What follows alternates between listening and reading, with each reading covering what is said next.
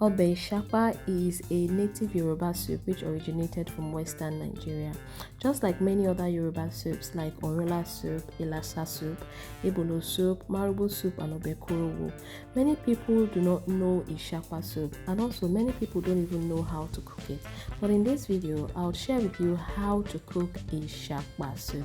To start with, I'll start by boiling some water. At the top corner, you will notice I'm pouring some leaves into a bowl. Those are Ishapa leaves, which I will show you shortly. Right here, I have my Ishapa leaves. In English language, this Ishapa leaf is roselle plant. So Ishapa in English is roselle plant. And I'll pour the hot water on the leaves to allow the leaves to soften well as to remove the tangy taste in the leaves. So I'll allow the leaves sit in the hot water for about 2 minutes. I'll taste the water. If the water is still tangy, I'll change the water and keep doing this until the water is no longer tangy and the leaves are no longer tangy. Now it's time to cook. I'll pour some palm oil into my pot and I'll allow the palm oil to get hot enough for cooking. This is how you know that your palm oil is hot enough for cooking. 1.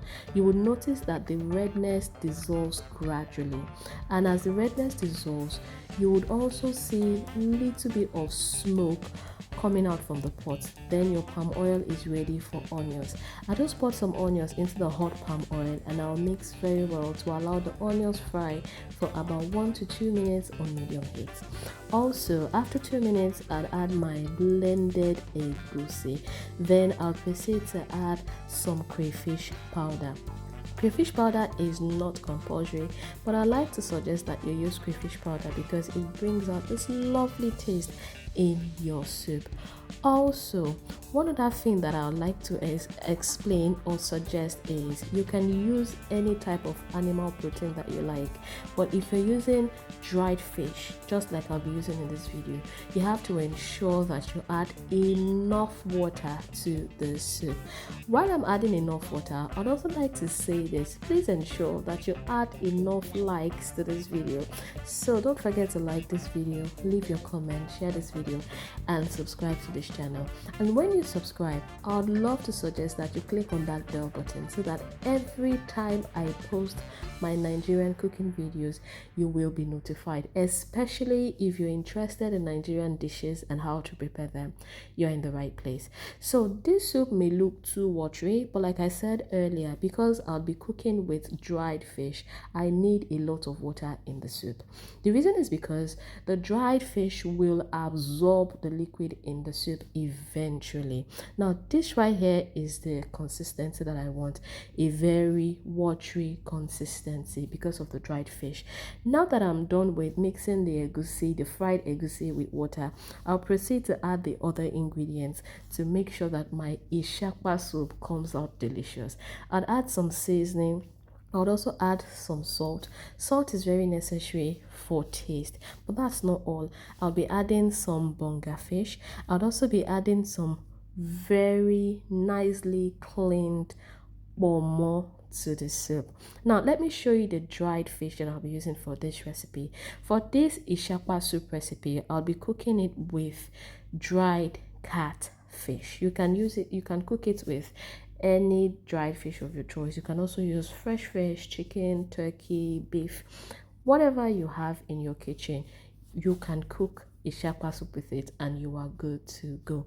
Now I'll mix gently because of the dried fish.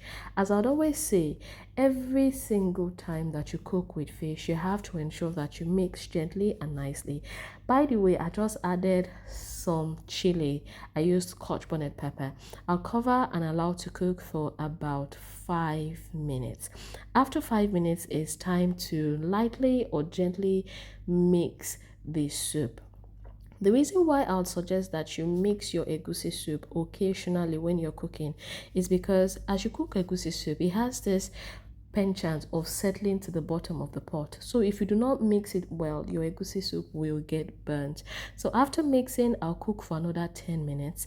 And this is my egusi soup after 10 minutes. But we are not done. Remember, this is Ishapasoup recipe, so the egusi soup part is just the beginning. After 10 minutes, extra 10 minutes by the way, This is what my soup looks like, and it is time to add my softened Ishapa leaves. There is no Ishapa soup without Ishapa leaves. Now, after adding the Ishapa leaves, the next thing to do is to stir gently again. You see, let me say this, a remedy to ensuring that your fish does not crumble in the soup is to just remove the fish from the soup whenever you know that you want to do some major mixing.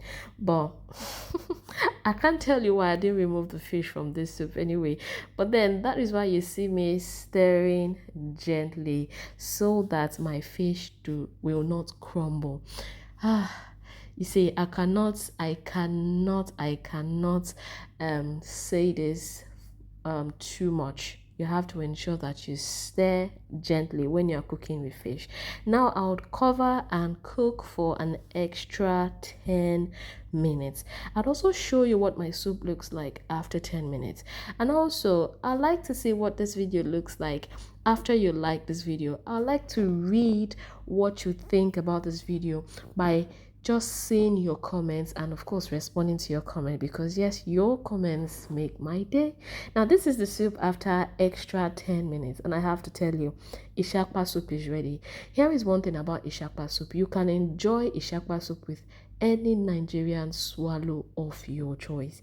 You can eat Ishapasoup with amala, you can enjoy it with semo, you can enjoy it with pounded yam, eba.